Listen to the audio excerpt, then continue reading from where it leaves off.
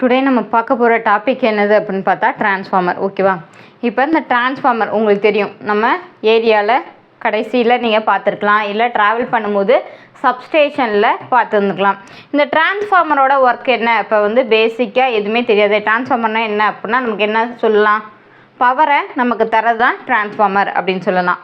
இப்போ டேர்ம் வைஸாக, electric term வைஸாக டிரான்ஸ்ஃபார்மர் அப்படிங்கிறது என்னது அப்படின்னா ஏசி வோல்டேஜை மட்டும் step up or step down பண்ணுறதுக்கு பேர் தான் என்னது அப்படின்னா டிரான்ஸ்ஃபார்மர். இப்போ ஸ்டெப் அப்னா என்ன, ஸ்டெப் டவுன்னா என்னென்னு பின்னாடி பார்க்கலாம். ஓகேவா?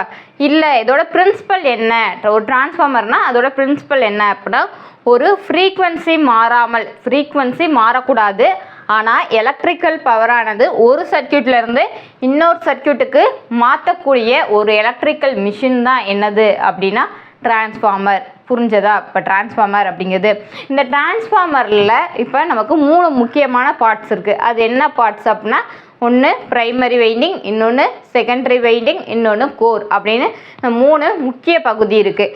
இதோட வேலை என்னது அப்படின்னா இது பார்த்தீங்கன்னா ப்ரைமரி, அதாவது இங்கே ப்ரைமரி வைண்டிங், செகண்டரி வைண்டிங், இங்கே பார்த்தீங்கன்னா கோர் இருக்குது. ஓகேவா? இப்போ இதில் என்னென்ன முக்கியம் அப்படின்னு பார்த்தீங்கன்னா ப்ரைமரி வைண்டிங்னா என்ன அப்படின்னா எந்த பக்கத்தில் நம்ம சப்ளை கொடுக்குறோமோ, அதாவது இன்புட் சப்ளை, இங்கே நம்ம இன்புட் சப்ளை கொடுக்க போகிறோம், அது ப்ரைமரி வைண்டிங். அதுவே செகண்டரி வைண்டிங் அப்படிங்கிறது என்னதுன்னா எங்கேருந்து அவுட்புட் எடுக்கிறோமோ அது செகண்டரி வைண்டிங். இன்புட் எடுக்கிறது ப்ரைமரி, இன்புட் கொடுக்கறது ப்ரைமரி, அவுட்புட் எடுக்கிறது செகண்டரி வைண்டிங். கோர் என்னது அப்படின்னா நீங்கள் பார்த்துருக்கலாம், கோருங்கிறது அதை ஒரு கோருக்கு மேலே இன்னொரு கோராக கன்ஸ்ட்ரக்ட் பண்ணி தான் டிரான்ஸ்ஃபார்மரை உருவாக்குவாங்க. இந்த கோரில் தான் என்ன பண்ணியிருப்பாங்கன்னா வைண்டிங் 2த்தையும் சுற்றிருப்பாங்க. இந்த கோர் எந்தெந்த ஷேப்லலாம் இருக்கும் அப்படின்னு பார்த்தா நமக்கு இ shape, I shape, L shape அப்படிங்கிற வடிவத்தில் நமக்கு கோர் இருக்கும். இப்போ கோர் இதை பற்றி சொல்லியாச்சா? இப்போ இதில் என்ன பிரின்சிபல், பிரின்சிபல் ஒர்க் ஆகுது அப்படின்னா என்ன சொன்னேன்? Faraday's law of electromagnetic induction. இப்போ ஃபாரடேஸ் லா ஃபாரடேஸ் என்ன சொல்கிறாரு? ஒரு கண்டக்டர் ஒரு மேக்னெட்டிக் லைனை வெட்டும் பொழுது அந்த கண்டக்டரில் இஎம்எஃப் தூண்டப்படும், அதுதான கான்செப்ட். அதே தான் இங்கேயும். இப்போ என்ன ஆகுது அப்படின்னா நம்ம ப்ரைமரி வைண்டிங்க்கு என்ன பண்ண போகிறோம்னா ஏசி சப்ளை கொடுக்குறோம். அப்படி ஏசி சப்ளை கொடுக்கோனே நமக்கு என்ன ஆகும்னா இந்த கோரில் மேக்னெட்டிக் ஃப்ளக்ஸ் ஆனது உருவாகுது. அப்படி உருவாகக்கூடிய ஃப்ளக்ஸ் இந்த ப்ரைமரி வைண்டிங்கையும் செகண்டரி வைண்டிங்கையும் வெட்டுது. அப்படி வெட்டினா நமக்கு என்ன ஆகும்? இந்த ப்ரைமரி வைண்டிங்கில் ஒரு இஎம்எஃப் தூண்டப்படுமா? அப்போ ஃபாரடேஸ் லா படி செகண்டரி வைண்டிங்கிலும் ஒரு இஎம்எஃப் தூண்டப்படுகிறது. அப்போ நமக்கு செகண்டரி வைண்டிங்கில் என்ன ஆச்சுன்னா கரண்ட் இருக்கும், இஎம்எஃப் இருக்குது அப்படின்னா ஆட்டோமேட்டிக்காக வோல்டேஜ் கரண்ட் எல்லாமே இருக்கும். அப்போ இந்த செகண்டரி வைண்டிங்கோட நம்ம ஒரு லோடை கனெக்ட் பண்ணுறோம். என்ன கனெக்ட் பண்ணுறோம்? லோடை கனெக்ட் பண்ணுறோம். அப்போ இப்படி தான் அப்போ செகண்டரி வைண்டிங்லேருந்து கரண்ட் ஆனது லோடுக்கு போகுது. அப்போ ஒரு சர்க்கியூட்லேருந்து இன்னொரு சர்க்கியூட்டுக்கு மாற்றக்கூடிய எலக்ட்ரிக்கல் மிஷின் தான் என்னது அப்படின்னா டிரான்ஸ்ஃபார்மர் அப்படின்னு சொல்லலாம். இந்த டிரான்ஸ்ஃபார்மரில் முக்கியமான பார்ட்ஸ்லாம் என்னென்ன அப்படின்னா இந்த 3 பார்ட்ஸ் சொல்லிட்டேன்னா இதில் 2 டைப் ஆஃப் டிரான்ஸ்ஃபார்மர் இருக்குது. ஒன்று கோர் டைப் டிரான்ஸ்ஃபார்மர், இன்னொன்று ஷெல் டைப் ஆஃப் டிரான்ஸ்ஃபார்மர்னு 2 இருக்குது. இதில் முக்கியமானது எந்த ரூல் படி இயங்குதுன்னு சொன்ன Faraday's law of electromagnetic induction rule படி இயங்குது. ஸ்டெப் அப் ஸ்டெப் டவுன் சொன்னோமா? இப்போ நமக்கு செகண்டரி வைண்டிங்லேயும் இஎம்எஃப் உருவாயிடுச்சா? இந்த செகண்டரி வைண்டிங்கில் தூண்டப்படும் இஎம்எஃப், செகண்டரி வைண்டிங்கில் தூண்டப்படும் இஎம்எஃப் எதை டிபெண்ட் பண்ணி இருக்கும்னா வைண்டிங்கில் சுற்றுற எண்ணிக்கையை பொறுத்து, நம்பர் ஆஃப் டர்ன்ஸ். அதாவது இஎம்எஃப் எதை பொறுத்து இருக்கும்? ஒரு வைண்டிங், அதாவது ப்ரைமரி வைண்டிங்காக இருக்கட்டும் செகண்டரி வைண்டிங்காக இருக்கட்டும், அதில் தூண்டப்படுற இஎம்எஃப் அதில் சுற்றப்படுற அந்த எண்ணிக்கையை பொறுத்து தான் இருக்கும். இப்போ எக்ஸாம்பிளுக்கு செகண்டரி வைண்டிங்கில் சுற்றுகளின் எண்ணிக்கை ப்ரைமரி வைண்டிங்கை விட அதிகமாக இருக்குன்னு வச்சுங்களேன். அப்போ செகண்டரியில் சுற்றுகளின் எண்ணிக்கை அதிகம். எதை கம்பேர் பண்ணும்போது? ப்ரைமரி வைண்டிங்கை கம்பேர் பண்ணும்போது சுற்றுகளோட எண்ணிக்கை அதிகமாக இருக்குது. அப்படி அதிகமாக இருந்தால் செகண்டரி வைண்டிங்கில் தூண்டப்படும் இஎம்எஃப் ஆனது ப்ரைமரி வைண்டிங்கில் தூண்டப்படுற வோல்டேஜை விட அதிகமாக இருக்கும். இதுக்கு பேர் தான் என்ன டிரான்ஸ்ஃபார்மர் அப்படின்னா ஸ்டெப் அப் டிரான்ஸ்ஃபார்மர். ஓகேவா? அதாவது செகண்டரி வைண்டிங்கில் சுற்றுகளோட எண்ணிக்கை அதிகமாக இருக்குது. எதை கம்பேர் பண்ணும்போது? ப்ரைமரி வைண்டிங்கை கம்பேர் பண்ணும்போது. அப்போ செகண்டரி வைண்டிங்கில் தூண்டப்படுற இஎம்எஃப் ப்ரைமரி வைண்டிங்கினோட வோல்டேஜை விட அதிகமாக இருக்கும். இஎம்எஃப் ஆனது அதிகமாக இருக்கும். இதுக்கு பேர் ஸ்டெப் அப் டிரான்ஸ்ஃபார்மர். அதுவே ஸ்டெப் டவுன் டிரான்ஸ்ஃபார்மர் அப்படின்னா என்னென்னா இதுக்கு அப்படியே ஆப்போசிட்டாக. அப்போ செகண்டரி வைண்டிங்களோட சுற்றுகள் எண்ணிக்கை கம்மியாக இருக்குது, ப்ரைமரி வைண்டிங்கை விட கம்மியாக இருக்குது. அப்படி இருக்கும்போது அப்போ செகண்டரி வைண்டிங்கில் தூண்டப்படும் இஎம்எஃப் ஆனது வோல்டேஜை விட குறைவாக இருக்கும். அதுக்கு பேர் என்னது அப்படின்னா ஸ்டெப் டவுன். செகண்டரி வைண்டிங்களோட சுற்றுகளின் எண்ணிக்கை கம்மியாக இருக்குது. எதை கம்பேர் பண்ணும்போது? ப்ரைமரி வைண்டிங்களோட சுற்றுகளை கம்பேர் பண்ணும்போது கம்மியாக இருக்குது. அப்போ செகண்டரி வைண்டிங்கில் தூண்டப்படும் இஎம்எஃப் ஆனது கம்மியாக இருக்குது. எதை கம்பேர் பண்ணும்போது? ப்ரைமரி வைண்டிங்கில் இருக்க வோல்டேஜை விட கம்மியாக இருக்குது. அப்படி கம்மியாக இருக்கிறதுக்கு பேர் என்னது அப்படின்னா ஸ்டெப் டவுன் டிரான்ஸ்ஃபார்மர். ஓகேவா? இன்னொன்று என்ன சொல்லலாம் அப்படின்னா, இப்போ அப்னா என்ன, டவுன்னா என்னன்னு தெரியும். அப்புங்கிறது அதிகம், டவுனுங்கிறது கம்மி. இப்போ நம்ம ஒருத்தன்ட்ட போய் 10 ரூபா, நீ வந்து 10 ரூபா கொடுக்குற, திரும்ப அவன் நமக்கு 100 ருபீஸாக தரான் அப்படின்னா அது ஸ்டெப் அப். ஓகேவா? அதிகமாக பூஸ்ட் ஆகுது.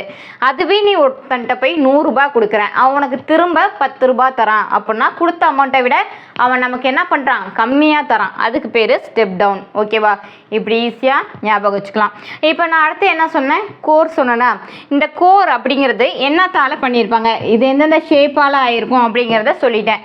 கோருங்கிறது E shape, I shape, L shape all பண்ணியிருப்பாங்க. இப்போ இந்த கோர் அப்படிங்கிறது என்னென்னா சிலிக்கான் ஸ்டீலால் உருவாக்கப்பட்டிருக்கும். Silicon steel. ஓகேவா? இந்த சிலிக்கான் ஸ்டீலால் இந்த கோரை எல்லாத்தையும் உருவாக்கியிருக்கிறதுனால இது எல்லாமே மெலிசாக இருக்கும். ஓகேவா? மெலிசாக இருக்கிறதுனால நமக்கு என்ன ஆகும் அப்படின்னா எட்டி கரண்ட் லாசஸ் குறையுது. அதுவே சிலிக்கான் ஸ்டீலால் உருவாக்கிட்டு இருக்கிறதுனால அந்த இடத்துல நமக்கு ஹிஸ்டரிஸ் லாசஸும் குறையுது. இப்போ இந்த ஒவ்வொரு கோருமே நம்ம என்ன பண்ணியிருப்போம்னா வார்னிஷால் இன்சுலேஷன் பண்ணியிருப்போம். ஒரு கோர் இருக்கும், அதுக்கு மேலே என்ன பண்ணோம்னா வார்னிஷ் அப்ளை பண்ணியிருப்போம். அதுக்கப்புறம் ஒரு கோர் வச்சுருப்போம், திரும்ப அதுக்கு மேலே ஒரு கோர்னு ஒவ்வொரு கோருக்கும் இடையில நம்ம என்ன பண்ணியிருக்கோம்? வார்னிஷால் இன்சுலேஷன் பண்ணியிருக்கோம். ஏன் வார்னிஷால் இன்சுலேஷன் பண்ணுறோன்னா அந்த கோருக்கு ஒரு ப்ரொடக்டிவ்க்காக தான் நம்ம பண்ணியிருக்கோம். ஓகேவா? இப்போ இந்த கோரோட திக்னஸ் வந்து எவ்வளோ இருக்கும் அப்படின்னா 0.35 mm. இதில் இருந்து 0.5 mm இந்த அளவுக்கு நமக்கு திக்னஸ் ஆனது இருக்கும் கோருக்கு. இப்போ ஒரு சின்ன டைப் ஆஃப் டிரான்ஸ்ஃபார்மர் அப்படின்னா அதில் கோர் வந்து எந்த ஷேப்பில் இருக்குன்னா செவ்வக ஷேப்பில் இருக்கும். கோரானது செவ்வக ஷேப்பில் இருக்கும். அதுவே பெரிய டைப் ஆஃப் டிரான்ஸ்ஃபார்மர் அப்படின்னா அதில் வந்து கோர் வந்து எந்த ஷேப்பில் இருக்கும் அப்படின்னா சதுரம், அப்படி இல்லைன்னா ஸ்டெப்டு கோர் அப்படின்னு சொல்லலாம். சதுரம் அப்படி இல்லைன்னா ஸ்டெப்டு கோர். இந்த ஸ்டெப்டு கோர்லேயே single stepped core, 2 stepped core, 3 stepped கோர்னா இருக்குது. என்ன அப்படின்னா இப்போ இது போட்டால் சதுர ஷேப்பில் இருக்கா. ஸ்டெப்டு அப்படிங்கிறது என்ன அப்படின்னா சிங்கிள் ஸ்டெப்டுனா இப்படி இருக்கும். அதுவே டபுள் ஸ்டெப்டு கோர் அப்படின்னா அதுக்கு மேலே எப்படி இருக்கும். அதுவே 3 ஸ்டெப்டு கோர்னா இதுக்கு பேர் தான் என்னது அப்படின்னா ஸ்டெப்டு கோர் அப்படின்னு சொல்லலாம். இப்போ இந்த டிரான்ஸ்ஃபார்மரில் இன்னும் என்ன இருக்கும் அப்படின்னா வென்டிலேட்டிங் ப்ராசஸ்க்காக நம்ம என்ன பண்ணியிருப்போம் அப்படின்னா ஹோல்ஸ் இருக்கும். ஓகேவா? வென்டிலேட்டிங் ஹோல்ஸ் அப்படின்னு சொல்லுவாங்க. இப்படி இருக்கும், சின்ன சின்னதாக முட்டை முட்டையாக. இது எதுக்காக அப்படின்னா அந்த டிரான்ஸ்ஃபார்மரில் இருக்க ஹீட்டை குறைக்கிறதுக்காக, அந்த காற்றானது உள்ளார வந்துட்டு வெளியில் போகிறதுக்காக நமக்கு இந்த வென்டிலேட்டிங் ஹோல்ஸை வந்து வச்சுருப்பாங்க. இப்போ இந்த கோர் டைப்பு முடிஞ்சது. E shape, I shape, L ஷேப்பில் இருக்குது.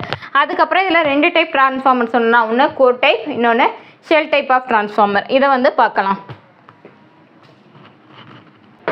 அப்படியே இந்த டிரான்ஸ்ஃபார்மர் தான் அப்படியே வந்து கோர் டைப்பு. இப்போ கோர் டைப் ஆஃப் டிரான்ஸ்ஃபார்மர் இது என்ன type of transformer? Core type. இந்த கோர் டைப் ஆஃப் டிரான்ஸ்ஃபார்மரில் என்ன அப்படின்னா இந்த கோரை, இதுதானே கோர், இந்த கோரை சுற்றி நம்ம என்ன பண்ணியிருக்கோம்? வைண்டிங்கை சுற்றி இருக்கோம். கோரை சுற்றி 2 பக்கமும் என்ன பண்ணியிருக்காங்கன்னா இந்த பக்கமும் இந்த பக்கமும் வைண்டிங் ஆனது சுற்றப்பட்டு இருக்குது. அப்போ இந்த ப்ரைமரி வைண்டிங்கும் செகண்டரி வைண்டிங்கும் ஹெலிக்கல் ஷேப்பில், எந்த ஷேப்பில்? ஹெலிக்கல்ங்கிறது சுருள் வடிவத்திலான வைண்டிங்கை வந்து கோரில் 2 பக்கமும் சுற்றி வச்சுருக்காங்க. இதுக்கு பேர் தான் என்னதுன்னா கோர் டைப் ஆஃப் டிரான்ஸ்ஃபார்மர். இதுலேயும் கோருங்கிறது L shape, E shape, I ஷேப்பான வடிவத்தில் அமைக்கப்பட்டிருக்குது. அதுக்கப்புறம் ஒரு சிறிய டைப் ஆஃப் டிரான்ஸ்ஃபார்மர், நான் ஏற்கனவே சொன்னதான், சின்ன டிரான்ஸ்ஃபார்மராக இருக்குது அப்படின்னா அது செவ்வக வடிவத்திலும், அதுவே பெரிய டிரான்ஸ்ஃபார்மரில் வந்து எந்த ஷேப்பில் இருக்கும், சதுரம் அல்லது ஸ்டெப்டு கோர் வடிவத்தில் வந்து இருக்கும். இப்போ என்ன சொன்னேன், கோரை சுற்றி காயில் வந்து சுற்றிருக்காங்க. இந்த காயில் வந்து என்ன பண்ணியிருப்பாங்கன்னா ஒவ்வொரு காயிலுக்கு இடையிலுமே பேப்பர்லனா மைக்காவாலான இன்சுலேஷனை பண்ணியிருப்பாங்க. பேப்பரால் அப்படி இல்லைன்னா மைக்காவால் இன்சுலேஷன் பண்ணியிருப்பாங்க. அப்போ ப்ரைமரி வைண்டிங்கும் செகண்டரி வைண்டிங்கும் கண்டிப்பாக இடையிலையும் என்ன பண்ணியிருக்காங்க, இன்சுலேஷன் ஆனது அமைக்கப்பட்டிருக்குது. இப்போ இதை எப்படி வந்து சுற்றுவாங்க இந்த காயில் அப்படின்னா, ஃபஸ்ட்டு வந்து கோர், இதுதான் கோர் அப்படின்னா இந்த கோரை சுற்றி ஃபஸ்ட்டு லோ வோல்டேஜ் வைண்டிங், இது என்ன வைண்டிங், லோ வோல்டேஜ் வைண்டிங்.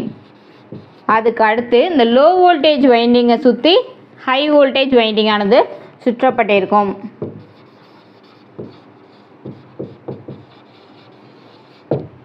ஓகேவா? அப்போ சின்ன டிரான்ஸ்ஃபார்மர்லேயும் சர்க்குலர் ஷேப்பில் தான் என்ன பண்ணியிருக்காங்க, காயிலானது சுற்றப்பட்டிருக்கும். சர்க்குலர் ஷேப்பில். அதுவே பெரிய டிரான்ஸ்ஃபார்மர்லேயும் எந்த ஷேப்பில் இருக்கும், சர்க்குலர் ஷேப்பில் தான் காயில் வந்து சுற்றிருப்பாங்க. இப்போ கோர் டைப் ஆஃப் டிரான்ஸ்ஃபார்மர், அதுவே ஷெல் டைப் ஆஃப் டிரான்ஸ்ஃபார்மர். இப்போ கோர் டைப்புங்கிறது கோரை சுற்றி வைண்டிங் சுற்றிருப்பாங்க. அதுவே ஷெல் டைப் அப்படிங்கிறது வைண்டிங் இருக்கும், இங்கே ப்ரைமரி வைண்டிங், இங்கே செகண்டரி வைண்டிங். இந்த வைண்டிங்கை சுற்றி கோரானது சுற்றப்பட்டிருக்கும். என்ன சொன்னேன்னு புரியுதா? வைண்டிங் தான் உள்ளார இருக்குது, ப்ரைமரியும் செகண்டரியும், இதை சுற்றி கோரானது இருக்குது. இப்போ இதில் லிம்புனா தண்டு, இதில் 3 லிம்ப் இருக்குது. இந்த நடுப்பகுதி, அதே மாதிரி இங்கே ஒரு பகுதி, இங்கே ஒரு பகுதின்னு 3 லிம்ப் இருக்குது. இந்த சென்ட்ரு பகுதியில் நடு லிம்பில் நமக்கு மொத்த ஃப்ளக்ஸும் இருக்கும் அதிகமாக. இந்த நடு பகுதியில் என்ன கிடைக்கும்னா மொத்த ஃப்ளக்ஸு இருக்கும். அப்போ இங்கே கிடைக்கக்கூடிய ஃப்ளக்ஸை சம அளவில் என்ன பண்ணுவோன்னா இந்த லிம்புக்கும் பிரித்து கொடுக்கும்.